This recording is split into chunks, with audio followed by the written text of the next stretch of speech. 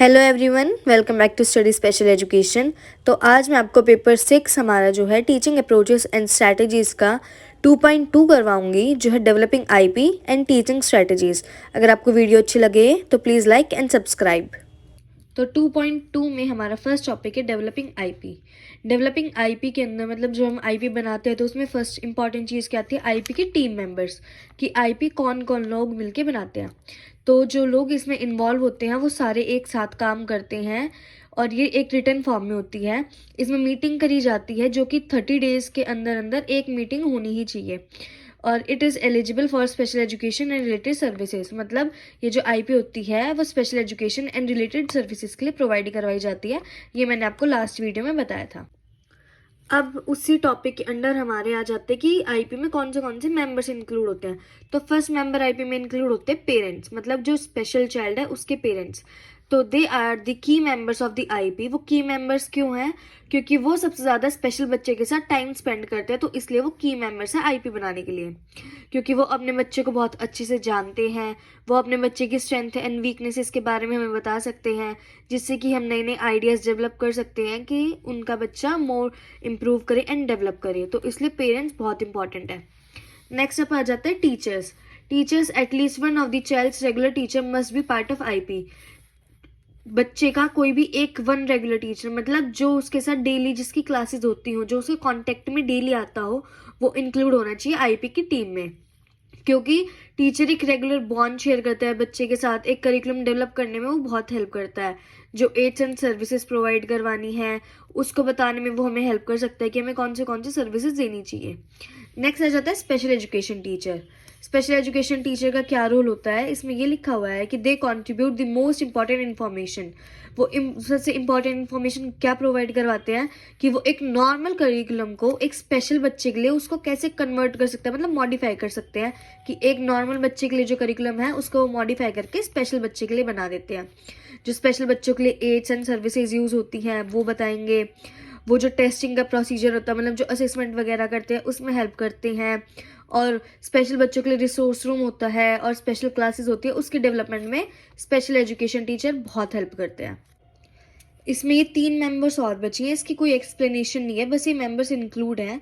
Individual जो interpret करते हैं चाइल्ड का इवैल्यूएशन रिजल्ट, मतलब जो चाइल्ड का हमने इवैल्यूएशन करा है वो लोग जो इंटरप्रेट करते हैं और इवैल्यूएट करते हैं।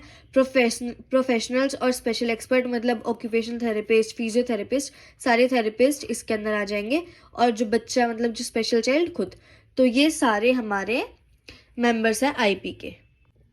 नेक्स्ट हमारा टॉपिक आ जाता है डिसाइडिंग प्लेसमेंट, मतलब हम बच्चे को कौन सी क्लासरूम में करवाएंगे, या मतलब कहीं पार्क लेके जाएंगे या किसी इंस्टीट्यूट में लेके जाएंगे, मतलब कौन सी प्लेसमेंट में हम उनकी आईपी को कंडक्ट करेंगे। तो इसमें पहला आ जाता है the evaluation result help us to decide the placement. मतलब जो इवैल्यूएशन रिजल्ट है, इवैल्यूएशन से हमें ये पता चल जाता है कि बच्चे कौन से एरिया में कंफर्टेबल है, उसका कौन से एरिया में कौन सा, मतलब कौन से जोन में वो सबसे बेस्ट परफॉर्म करता है, तो हम उस हिसाब से उसकी प्लेसमेंट डिसाइड करते हैं। In all the cases parent have the right to be the member of team to decide the placement. जो बच्चे के पेरेंट्स होते हैं उनका बहुत इंपॉर्टेंट राइट होता है बताने का कि कहाँ पे बच्चे की प्लेसमेंट करी जाए। थर्ड आ जाता है प्लेसमेंट एरिया, जो है वो एक रेगुलर क्लास हो सकती है, स्पेशल क्लास हो सकती है, स्पेशल स्कूल हो सकता है, होम, हॉस्पिटल, इंस्टीट्यूट या कोई भी और सेटिंग हो सकता है, जैसे पार्क हो गया या ओपन एरिया हो गया कोई। ये सारी चीज़ें प्लेसमेंट के अंडर आती हैं। Placement area must include add special services required according to the needs of the child. मतलब जैसे जो स्पेशल बच्चे होते हैं उसमें कोई पैरालाइज भी हो सकता है, किसी को लोकोमोटर डिसेबिलिटी हो सकती है जिससे वो चल नहीं सकता, कोई विजुअली इम्पेयर्ड हो सकता है, तो उसमें बहुत सारे एड्स एंड सर्विसेज प्रोवाइड करवाई जाती है उन बच्चों को। तो वो एड्स एंड सर्विसेज हमारी जो प्लेसमेंट है उसमें होनी चाहिए। तो ये बात हो गई हमारी प्लेसमेंट की। अब है हमारा इम्प्लीमेंटिंग दी आईपी। अभी हमने ऊपर बात करी थी कि एड्स एंड सर्विसेज की, तो इसमें भी वही चीज़ आ जाएंगी कि हमें एड्स एंड सर्विसेज डिसाइड करने हैं बच्चे के अकॉर्डिंग, प्रोग्राम के according. Modification are done to appropriate towards the IP goal, मतलब जो भी मॉडिफिकेशन रिक्वायर्ड है किसी भी चीज़ में हम वो करते हैं आईपी के गोल से रिलेटेड, कि गोल जो हमारा आईपी का है हमें क्या सिखाना है बच्चे को, उसके अकॉर्डिंग हम मॉडिफिकेशन करते हैं। Every team member must know their duties and responsibility, मतलब हर टीम मेंबर को अपनी रिस्पॉन्सिबिलिटी एंड ड्यूटी पता होनी चाहिए कि उनको क्या काम है, उनको कैसे क्या चीज़ें कंडक्ट करनी है। कम्युनिकेशन बहुत इंपॉर्टेंट है स्कूल एंड होम के बीच में। Regular progress should be made, मतलब बच्चे ने कितना इंप्रूव करा है, किस दिन कौन सा काम करा है, उसका एक प्रॉपर रिकॉर्ड होना चाहिए। तो ये हो गई बात हमारी इम्प्लीमेंटिंग द आईपी की। Reviewing and revising the IP, तो इसमें हमारा क्या आ जाता है, जो टीम मेंबर है must review the child IP at least once a year, मतलब हमें हर साल एक बारी तो बच्चे की जो हमने आईपी बनाई थी, हमने जो उसे गोल सिखाया था उसका रिव्यू करना चाहिए। मतलब वो चाइल्ड के ऊपर चेक कर सकते हैं कि अभी भी उसको वो काम आता है या नहीं आता जो हमने गोल में सिखाया था। रिव्यू का पर्पस ये होता है कि वही कि बच्चे को वो काम अभी आ रहा है या नहीं आ रहा।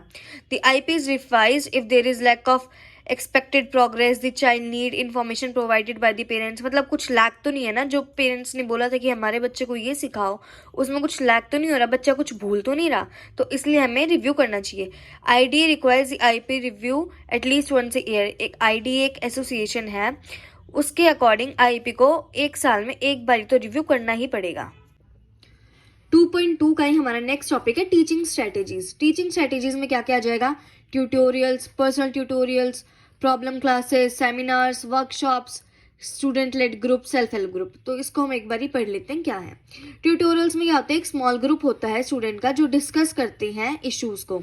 पर्सनल ट्यूटोरियल्स में क्या होता है, support student more widely in academic and personal difficulties, मतलब इसमें जो बच्चे की पर्सनल डिफिकल्टीज है उस पर वर्क करते हैं, एकेडमिक में वर्क करते हैं। प्रॉब्लम क्लासेस क्या होती है कि जो भी मतलब प्रॉब्लमेटिक एरियाज है, जैसे मैथमेटिक्स हो गया, स्टैटिक्स हो गया, जिसमें भी बच्चे को प्रॉब्लम आ रही है वो हम प्रॉब्लम क्लासेस में डिस्कस करते हैं। सेमिनार में हो गया ग्रुप डिस्कशंस, हो गया नॉर्मल ग्रुप डिस्कशंस। वर्कशॉप, इसमें मिक्सचर होता है स्मॉल इनपुट्स का, जिसमें अलग अलग ट्यूटर्स आते हैं और वो ग्रुप बनाते हैं और इंडिविजुअल को टास्क देते हैं, तो ये वर्कशॉप हो गई।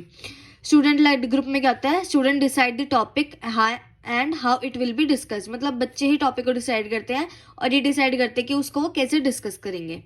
सेल्फ हेल्प ग्रुप जो होता है वो स्टूडेंट्स के थ्रू रन करा जाता है और वो उसमें ट्यूटर्स की हेल्प लेते हैं एज अ रिसोर्स। तो ये बात होगी हमारी सारी टीचिंग स्ट्रैटेजीज की। मैं ऐसे ही आपको पर टॉपिक की वीडियोस डाल के नोट्स प्रोवाइड करवाऊंगी।